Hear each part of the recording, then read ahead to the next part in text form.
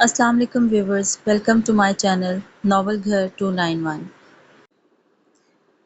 Novel name تیرا انتظار حاصل ٹھہرا، writer name Ghania Hasan, episode number 7۔ Doctor کیسے ہیں چچا؟ جیسے ہی ڈاکٹر آئی سی یو سے باہر نکلے تو حماد نے پریشانی سے پوچھا۔ پریشانی کی کوئی بات نہیں، مائنر سا ہارٹ اٹیک تھا، اب ٹھیک ہیں وہ، صبح تک آ جائیں گے ہوش میں۔ بس ایک بات کا خیال رکھیے گا کہ انہیں ہر قسم کے سٹریس سے دور رکھا جائے، ڈاکٹر نے تفصیل بتائی۔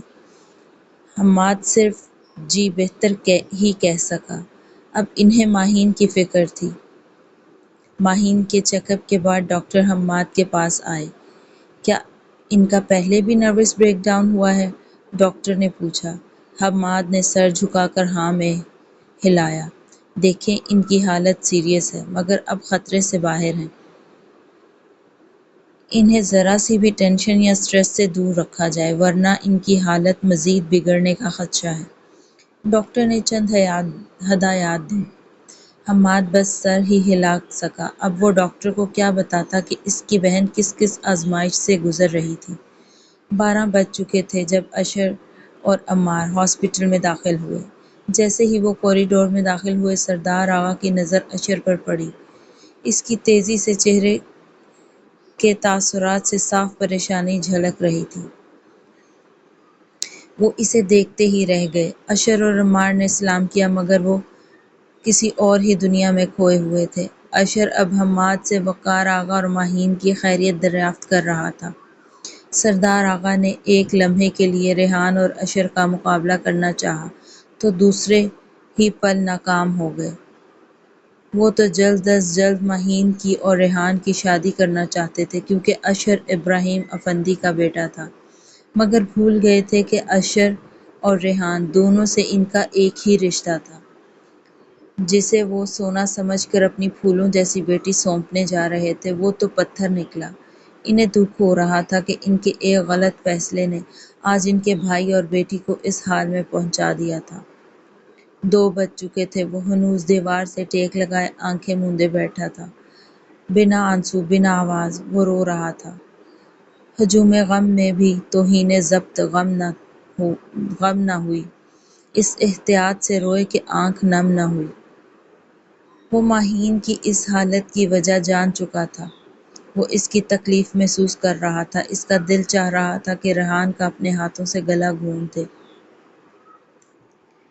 اس کی زندگی خوبصورت تھی، وہ ہنستی مسکراتی کانچ سی گڑیا تھی۔ جب سے میں اس کی زندگی میں آیا اس کی زندگی ہی بدل گئی، وہ اجڑ کر رہ گئی۔ کاش میں اس کی زندگی میں آتا ہی نہیں، مگر اب یہ سب میری وجہ سے ہو رہا ہے تو اسے ٹھیک بھی مجھے ہی کرنا ہے۔ اس کے ہونٹوں کی مسکان بھی اسے میں ہی لوٹاؤں گا۔ وہ اٹھا کیونکہ ابھی اسے سب کی سحری کا انتظام بھی کرنا تھا۔ 4 بجے کے قریب کا وقت تھا جب وقار صاحب کو ہوش آیا۔ ڈاکٹر نے انہیں گھر لے جانے کی اجازت دے دی تھی۔ عمار رات کو گھر جا چکا تھا۔ اشر وقار صاحب اور سردار صاحب کو لے کر گھر آ گیا جبکہ حماد ماہین کے پاس تھا کیونکہ اسے شام میں ڈسچارج کیا جانا تھا۔ سب لوگ لاؤنج میں موجود تھے سوائے ماہین اور حماد کے کیونکہ وہ ہسپتال میں تھے۔ ماموں جان مجھے آپ سے ایک ضروری بات کرنی ہے، اشر نے سردار آغا کو مخاطب کیا۔ وہ جانتے تھے کہ اشر کیا بات کرنا چاہ رہا ہے مگر باقی سب انجان تھے، لہٰذا سب متجسس تھے۔ میں جانتا ہوں کہ یہ موقع اس بات کا نہیں ہے، اس نے تمہید باندھی، وہ اندر سے ڈر رہا تھا۔ میں ماہین سے شادی کرنا چاہتا ہوں، اس نے ڈرتے ڈرتے ٹکڑوں میں بات مکمل کی۔ حال میں موجود سب لوگوں کو سانپ سونگھ گیا۔ وقار آغا نے معنی خیز نگاہوں سے اشر کو دیکھا۔ ان کے چہرے کے تاثرات پریشان کن تھے۔ اشر نے ان کو دیکھا تو سمجھ گیا۔ نہیں نہیں ماموں جان، جیسا آپ سمجھ رہے ہیں ویسا کچھ نہیں ہے۔ وہ اٹھ کر وقار آغا کے ساتھ آ بیٹھا اور ان کے ہاتھ پر اپنا ہاتھ رکھتے ہوئے کہا، کیونکہ وہ جانتا تھا کہ ان کی طبیعت ٹھیک نہیں تھی۔ کیونکہ جن سے محبت ہوتی ہے نا ان پر ترس نہیں کھایا جاتا، اس نے وقار آغا سے کہا۔ اس کی بات پر سب کو حیرت کا جھٹکا لگا سوائے سردار آغا کے۔ وہ ابھی تک خاموش تھے۔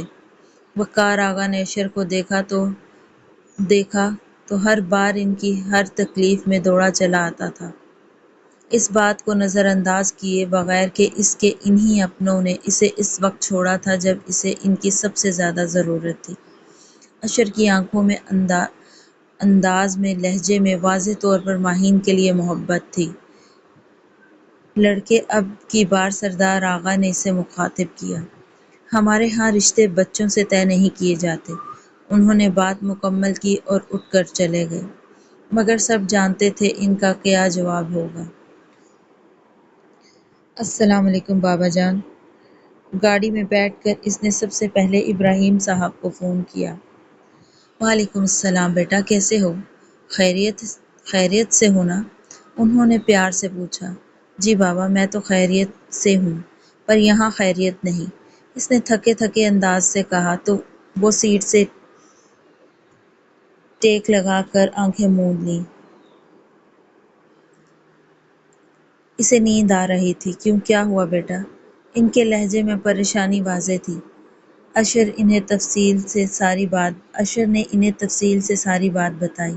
بابا، آپ اس ویکنڈ پر کراچی سے آ جائیں۔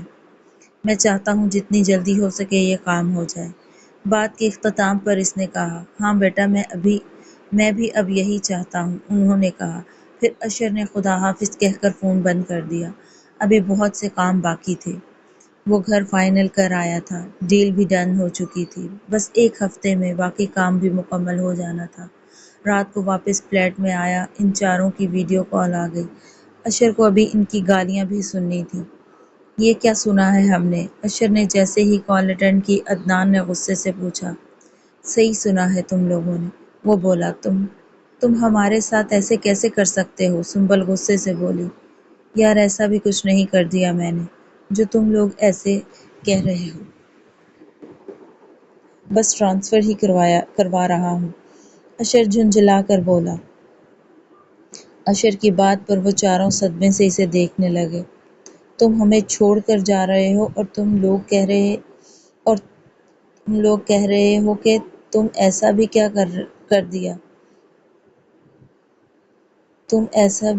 کر دیا؟ مریم صدمے سے بولی۔ اشر خاموش ہو گیا۔ آخر یہاں کیا مسئلہ ہے؟ اب کی بار فہد نے پوچھا۔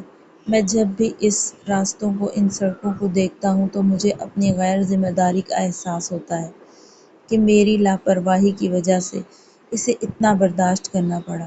میں ہر بار ایک نئی اذیت میں مبتلا ہو جاتا ہوں۔ وہ سر جھکائے خاموشی سے بول رہا تھا۔ وہ چاروں خاموش ہو گئے۔ اکیلا شفٹ ہو رہا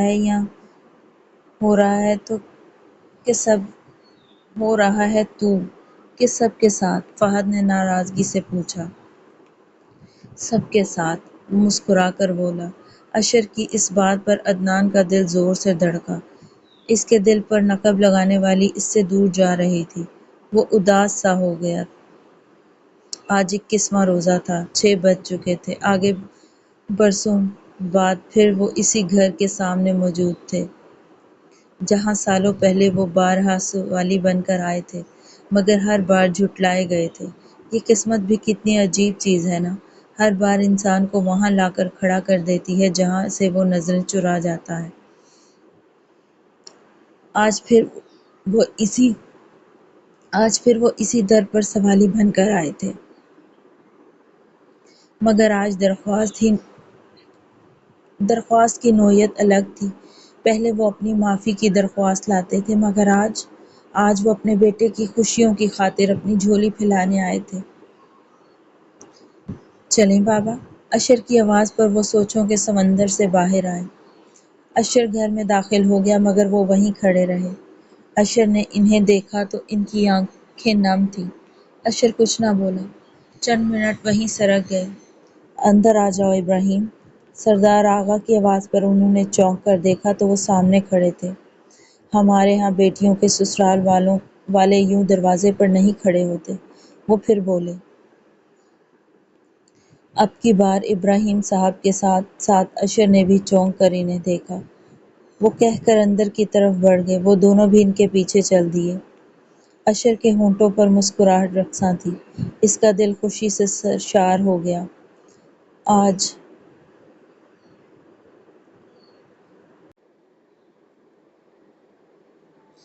آج آپ لوگ جانتے تو ہیں کہ میں یہاں کیا فریاد لے کر آیا ہوں۔ ابراہیم صاحب نے بات کے آغاز میں تمہید باندھ دی، پھر خاموش ہو گئے۔ انہیں سمجھ نہیں آ رہا تھا کہ کہاں سے بات شروع کریں، کیا بات کریں۔ پھر آخر ہمت کر کے بولے، مجھے معاف کر دیں بھائی جان، میں جانتا ہوں کہ ہم نے اپنی محبت میں آپ لوگوں کے دل دکھائے، جس کی سزا زرینہ کاٹتی اس دنیا سے چلی گئی اور میں آج تک کاٹ رہا ہوں۔ ان کی آنکھیں بھیگنے لگیں، سب خاموش تھے، اور پھر اس خاموشی کو سردار آغا نے توڑا۔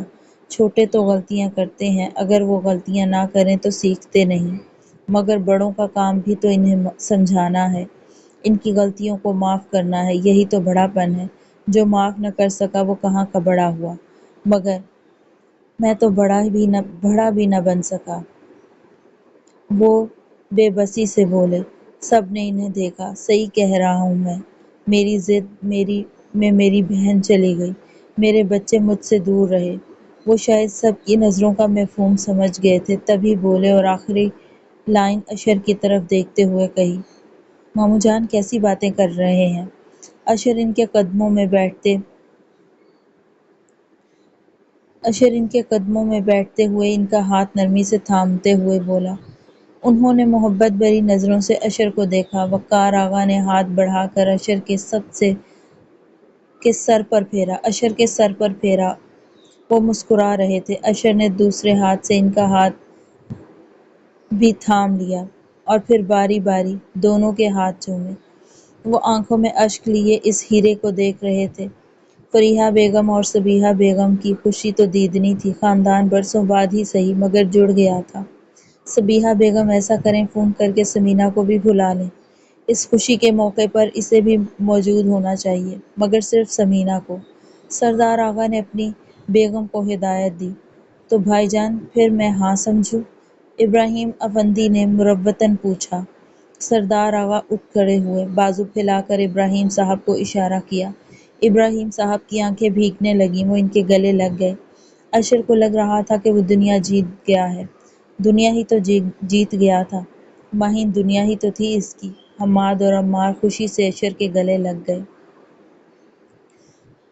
وہ خوش تھے کیونکہ جانتے تھے کہ اشر ماہین کو واقعی میں ہی خوش رکھے گا۔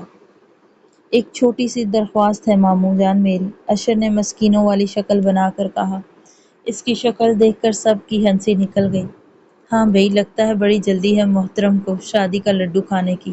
حماد نے اشر کی شکل دیکھ کر کہا، سوچ لو یار ایک دفعہ، یہ بس دیکھنے میں ہی مزیدار لگتا ہے، کھاؤ تو نگلا نہیں جاتا، اس نے شرارت سے زارا کی طرف دیکھتے ہوئے کہا۔ جواباً زارا نے اسے گھورا، سب ہنسنے لگے۔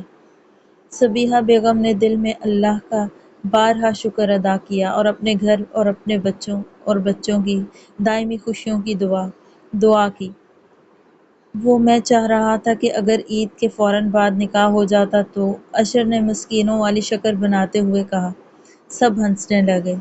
نہیں نہیں، میں تو اس لیے کہہ رہا تھا کہ ابھی ٹرانسفر آرڈر آنے میں ٹائم ہے۔ اس نے سب کے ہنسنے پر خجل ہوتے ہوئے صفائی دی۔ اوہو، یعنی ٹرانسفر آرڈر آنے میں دیر ہے تو تب تک انتظار نہیں ہو رہا۔ اب کی بار عمار نے اس کی ٹانگ کھینچی۔ وہ بیچارہ کب سے خاموش بیٹھا تھا، اب تو اس کے پیٹ میں درد ہونے لگا تھا تو بول پڑا۔ میں بھی کہوں کہ اتنی دیر سے بولے نہیں، چپ رہ کر تمہارے پیٹ میں درد نہیں ہو رہا؟ اب کی بار روشین عمار کی طرف ہوئی۔ ہی، اور تمہارا بولنا تو جیسے بہت ضروری تھا، عمار بولا۔ اب وہ دونوں بھول بھال کر دنوں بعد اپنی فارم میں آ گئے تھے۔ ارے بچو، اشر بیچارے کی بھی سن لو۔ اب کی بار وقار آغا نے اشر کو چھیڑا۔ ان کا اسے بیچارہ کہنے پر وہ سر کھجانے لگا۔ لو بھئی، اشر تم تو ابھی سے بیچارے ہو گئے، سوچو شادی کے بعد کیا حشر ہوگا تمہارا۔ میں تو کہتا ہوں سوچ لو، ابھی بھی وقت ہے، حماد نے مسکراہٹ دباتے ہوئے کہا۔ نہیں یار، میں حشر کروانے کے لیے تیار ہوں، اشر مسکرا کر بولا۔ اس کی اس بات پر سب نے ہوٹنگ کی۔ اچھا تو اشر بیٹا، اگر تم اتنے ہی بےتاب ہو حشر کروانے کے لیے تو کیوں نہ عید کے فوراً بعد تمہارا حشر کر دیا جائے۔ سردار آغا بھی پیچھے نہ رہے۔ اشر کی تو بانچیں ہی کھل گئیں۔ سب نے ان کی ہاں میں ہاں ملائی۔ مونا ایک ریکویسٹ ہے آپ سب سے۔ وہ اب پھر اشر بولا۔ جی جی بتائیے اپنی آخری خواہش دلہا بھائی۔ اب کی بار حنا بولی۔ وہ آپ لوگ پلیز ماہین کو مت بتائیے گا کہ اس کا نکاح مجھ سے ہو رہا ہے۔ اشر بولا۔ یہ کیا لاجک ہوا بھلا بھائی؟ روشین بولی۔ جی اشر بیٹا، بھلا ہم لڑکی کو بتائیں گے نہیں کہ اس کی شادی کس سے ہو رہی ہے؟ اب کی بار صبیحہ بیگم بولی۔ فریحہ بیگم بھی الجھ گئیں۔ Please Nomani John please. ان کے پاس بیٹھتا ہوا پلیز کو لمبا کر کے بولا۔ میں پہلی بار آپ لوگوں سے کچھ مانگ رہا ہوں۔ وہ پھر بولا۔ جی نہیں برخوردار، آپ ہم سے